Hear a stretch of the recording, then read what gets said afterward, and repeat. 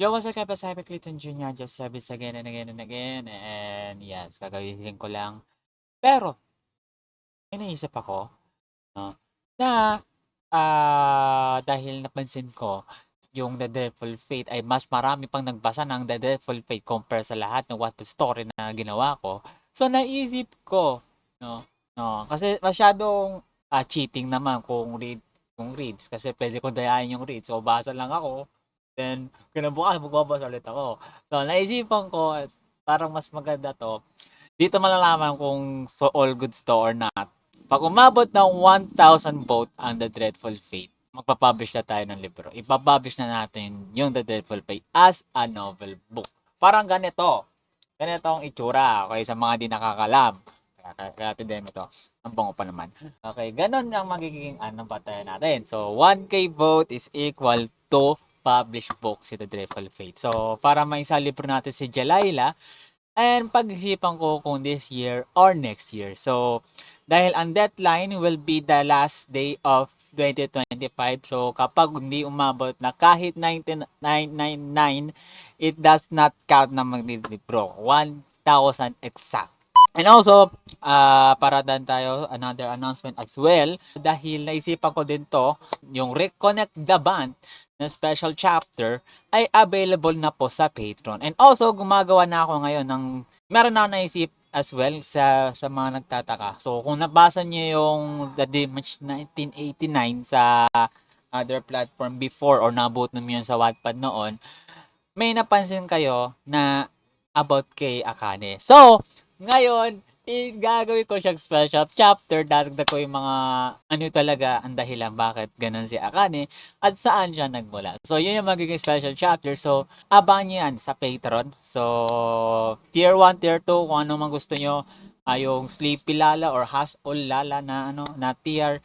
So, you can avail that. Again, yung Sleepy Lala free 7-day trial kasama ng lahat ng live revisionism special chapters at mga one-shot stories na maaari nating maaari nyo ibasa. So, lahat yun.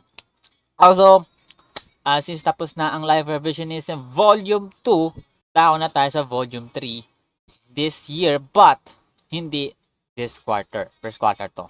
Fourth quarter. So, October, November, December. Mga ganun. So, abangan nyo din yan as well. So, papahingan mo natin si Adele. Papahingan mo natin si Adele. Okay? Kailangan nyo munang kumain. Okay? Pagbakasyon nyo muna si Adele.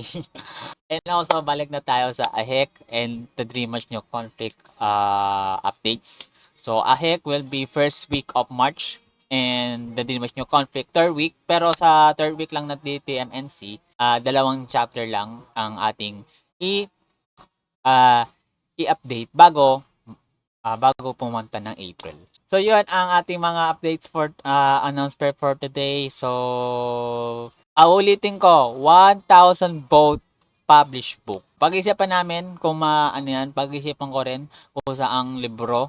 Pero paabutin nyo, sa publisher pala, pero paabutin nyo muna ng 1,000 votes si The Dreadful Fate.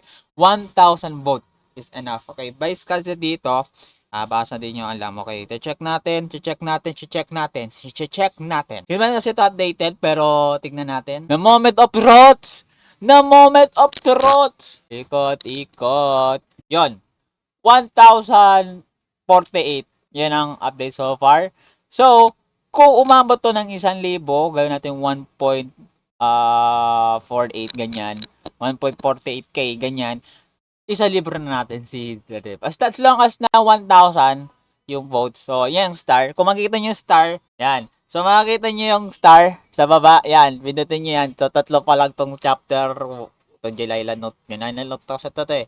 Is 9 votes na to. Yan. Makikita nyo yung star na yan sa baba. So, pindutin nyo yan. And yan.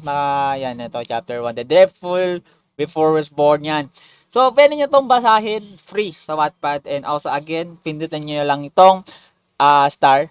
Yung vote count. So, you can comment. Pwede kayong magmura, pero wag lang yung, wag ako, okay? Yung character pwede pa, okay? Tanga mo, Jalayla. Ganun, example. Yun ang update for today. And salamat sa mga nagbasa ng The Dreadful Fate other Wattpad stories. Ewan ko lang kung pupunta ako ng PBF, pero I will announce that sooner.